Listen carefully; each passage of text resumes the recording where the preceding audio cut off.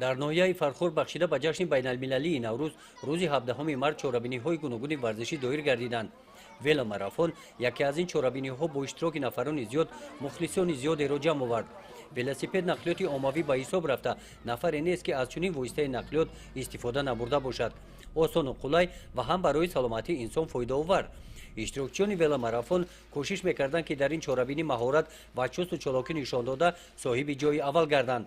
чорабиниро мутасаддиёни бахши кор бо ҷавонон ва варзиш гузаронида аз рафти он натиҷагирӣ намуданд.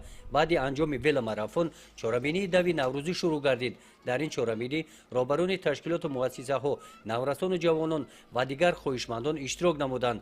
ғолибони чорабиниҳои варзишӣ бахшида ба ҷашни наврӯзи байналмилалӣ рӯзи ҷашни наврӯз дар маркази ноҳия бо тӯҳфаҳои хотиравӣ қадр карда мешаванд.